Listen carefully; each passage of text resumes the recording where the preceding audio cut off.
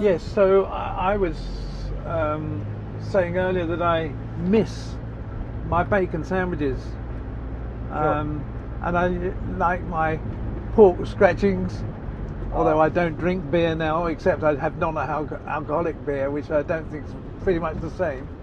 I don't drink alcohol, and that was a big miss for me because I used to deal in wine, and I used to have the best malt whiskey, which I had to sell when I converted, and I missed that because I never abused it anyway, and I've never really understood why. Well, as a Christian, Jesus turned water into wine. That's right. And yet now, the Muslim faith says no alcohol at all. That's right. You know, Islam looks, moreover, that Allah, God, wants us to preserve ourselves, preserve our bodies, to preserve our minds, to make sure that's not corrupted in any, shape or form. So, the pork issue is, by avoiding that, we protect ourselves from any harm that may come in the form of toxins or poisons and things like that. Yeah. And also the alcohol issue, as well as drugs, that has an impact on us in that we lose our minds. When you lose your mind and you see how people behave, it's very important that we have a good character at all times. So for that reason, alcohol is, or one of the reasons why alcohol is prohibited, because it causes us to lose our minds and say things and do things which are not befitting. Well, I've noticed since I've given it up completely, occasionally I miss it, but otherwise I've noticed how people are so dependent on it. Yeah. They can't have a good time without alcohol. Let's go out and have a drink, and then they snigger at the thought of having a drink and having a good time. And I've never understood the association of the two. And now I notice that people are almost need a fix. 9 out of 10 crimes or wrongs or vices that happen, alcohol is alcohol related somewhere. It's what we call the mother of all evils. Alcohol is the mother of all evils because it causes so many harms, not only to the person directly, it causes liver cirrhosis, it causes so many problems to the brain over an extended period of time, even though that the person may say, well, I don't drink very much. And even, latest advice from doctors and consultants is that the amount of units that any male should have from 1 week has gone from 21, it's gone down to 14 now. They've cut it down by a third. So they know the harms of alcohol. They're aware of that, and it's a difficult culture to change with the people. I've noticed the wines that I used to sell, the alcoholic content was usually 11-12%, and now it goes up to 14-15%. They've increased the alcoholic content, which I don't think is necessary. It doesn't improve the flavour, it just makes it more dangerous to drink. Potent. That's right. But what about for medicinal purposes? Because when you're cold, to have a little whiskey, a tot of whiskey, does warm you. Well, things like that. I mean, if you want to warm yourself, you can have a cup of tea. Well, you can have a cup of coffee if you want to warm yourself, or a cup of cocoa. You don't have to go to that extent if you're feeling a little bit cold. They use it to revive people, don't they? Sometimes when they're sort of suffering and they've had a shock.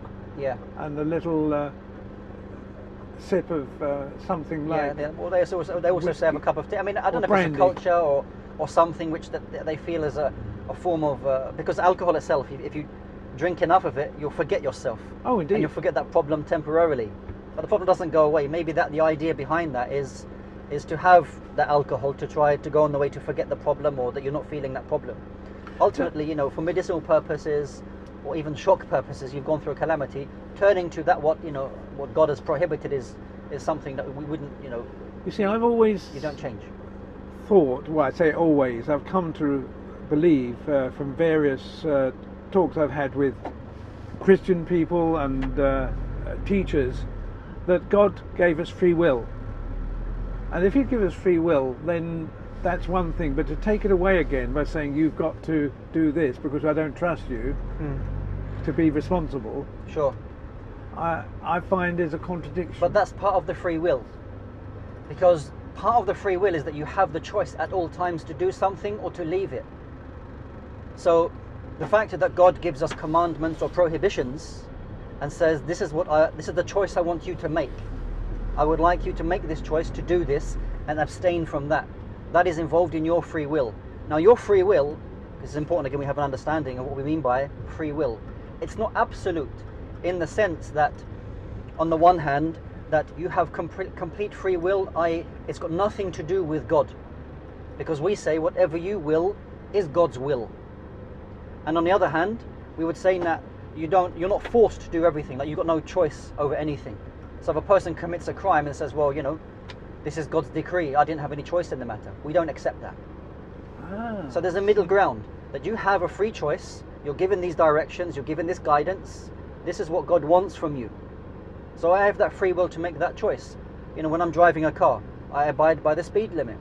I could go faster if I wish, but these are the rules that are set to us. I see. So this is the notion, or is the understanding of having free will. I hadn't looked at it that way. Yeah. See, I'm one of those irritating people that's always sort of been a little reluctant to be told what to do. Sure. Have this instinct of being, I suppose you call it a libertarian. Yeah. And therefore, if somebody tells you you mustn't do something, I have to know why. That's fair enough. And, that's fair enough. And Islam, some we people always get have fed answers up with for me that. because I'm asking. No. As a Muslim, as Muslims, that we don't have no problem with questions. If you're not, issues about free will, or issues about eating habits or drinking habits, or the praying habits. Why do you do this? Why do you do that? Clothing habits. Why do women wear this? Why do women do that? Why do men? We have no problem in Islam and people asking questions. It's not just blind faith, but just simply do and don't. It's very important that we educate ourselves as to this is why we are Muslims, and this is why we do the things that we do. Things about halal. A lot of misconceptions about just slaughtering animals. Well, all animals are slaughtered.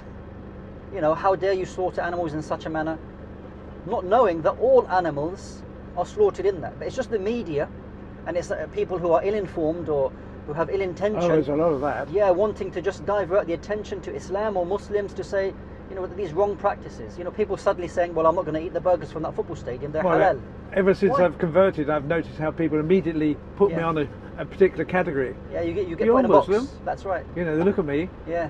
And I say, well, is it because I was white? Well, you're a I say, minority we're not all black or brown, Yeah, that's right. And I say, well, okay. They say, well, where are you from? Yeah. I say, well, it's a very, very tiny place called England. Yes. Yes. But they do react. Being a Muslim, it's always a learning process. There's always things that you're learning and you're benefiting from, and in terms of a knowledge, no 2 days are the same. You're always learning something new, and this increases your faith. At my age, I find that I'm learning more now than I've ever done, and there's so much more to learn. Sure. And whatever sacrifices that a person may make, they don't feel as though that they're losing out on anything. Any sacrifice or anything that they abstain from or stay away from, they feel better for it. Yes. They don't feel that there's a loss at any time, because there's always a substitute which is better for you and that you enjoy more. So Islam is not about depriving yourself of anything, but rather Islam is in one way liberating yourself and letting yourself have or make the right choices which are good for you psychologically, physically, emotionally, on every level. Yes. Being a Muslim enables you to be happy in all of these areas. So it's not as many people think that you're being restricted and it's just a do and don't religion. It's far more greater than that. It's not as simplistic as to say that you just can't do this and you can't do that. If that's what people have restricted it to, then they haven't understood the true message. Well, I appreciate that. It's a lot of people have false assumptions about it, and of course the press doesn't help in the way they talk about it. But that's right. As I say, I'm learning more and more exactly the logic behind it. You're being very helpful in explaining that for me. I'm sure that your wife will educate you as you go on your journey. And what about free will? I've never looked at it the way you've described it before. Sure. Well, I guess we can relate on some level in that it's something that we came into. It's not something that we were born into. So our view of it might be a little bit different. If a person's born into something, they'll look at things in a particular way, that they never knew about certain things, that it was never something they indulged in at any other time. So our challenges will be a little bit different in that, well, I used to do that, now why can't I do that? You see? So it's very important that we have answers for that. Well, I packed up smoking 4.5 years ago before I even converted anyway, so that was one thing I never had to deal with. Sure. But the alcohol, I immediately stopped. Yeah. And the same with pork and bacon and so on, ham. And you'll feel so much better for it, because you'll have control of all your assets. Everything that God has given to you, you have control of it. Yes. So there'll be, there's not any regrets of the decisions that you're making. We're just a couple of minutes away now. Oh, right, thank but you. I just, before you just familiar. jump out, I wanted to say to you that it's very important that whenever you have any questions that pop into your mind, that you go ahead and ask them. And it's very important also that you ask the people who have the knowledge of that. Because sometimes you find people have opinions, and their opinions aren't necessarily based upon anything which is authentic. It's just from their own kind of notions, which may be incorrect. So any questions that you have, I'd advise you to go to people of knowledge who have studied, Yes. so that they can give you the correct answers, so that you can be correctly informed. So if you adhere to that advice, asking the people of knowledge, if you've got any questions, you will have taken a great step in remaining steadfast. Well, I found that a lot of brothers are prepared to help me and explain to me, particularly those related to the mosque, Parsons Green. I find that it's very helpful. Yeah. And I go to, when I'm not working, I try and go to the Discover Islam sessions on a Sunday. Alhamdulillah, alhamdulillah. Well, I live local here, so you never know when I might bump into you again. My name is look forward Wasim, to by it. the way. Well, it's been very interesting. Thank you. Barakallah feek. I'll just drop you over here on the left-hand side. All right.